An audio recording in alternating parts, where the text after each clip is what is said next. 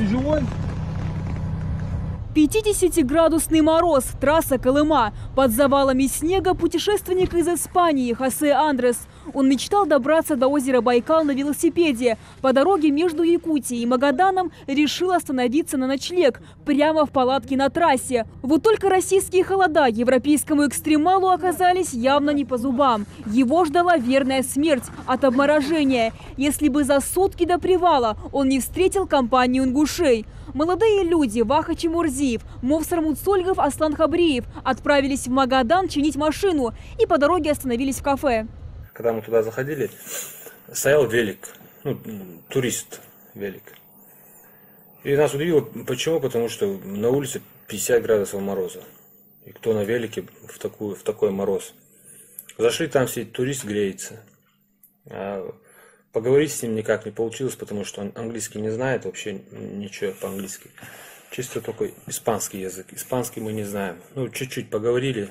Английский, ингушский, русский. По чуть-чуть подбирали слова. И мы ему объяснили. Он сначала сказал, что у него путь с Магадана до Байкала. Мы ему объяснили, что это смертельно опасно, что нельзя вот так вот рисковать жизнью. Лучше едь обратно. И мы уехали в Магадан.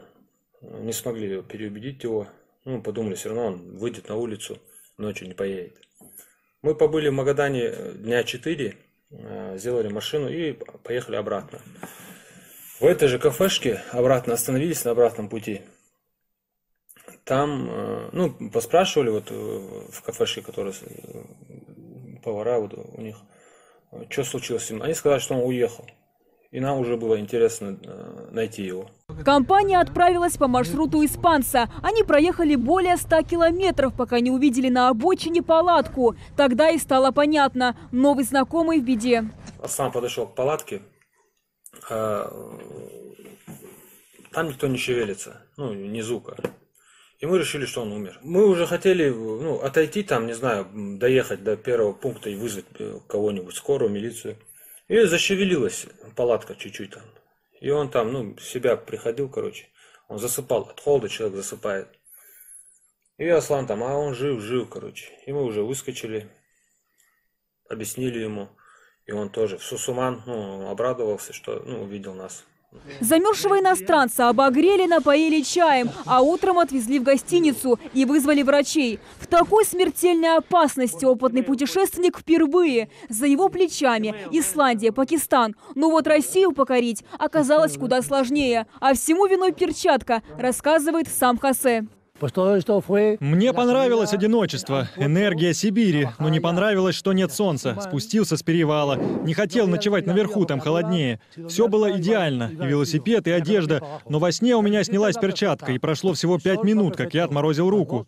Врачи сделали Хосе перевязку, так что путешествие пришлось отменить. Впрочем, возвращается домой он не с пустыми руками, а с морем впечатлений и новыми друзьями в Магадане. Языковой барьер новые знакомые, кстати, преодолевали недолго. Как оказалось, смесь ингушского, русского и английского языков дает свои результаты.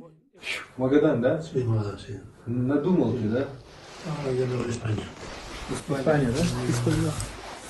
Из Магадана испанец отправится в Москву. Героический поступок наших соотечественников отметил и глава Ингушетии Юнусбек Евкуров на своей странице в Инстаграм. По мнению лидера республики, ребята показали хороший пример для подражания. И именно такими делами должна славиться наша молодежь. Амина Бокова, Новости 24.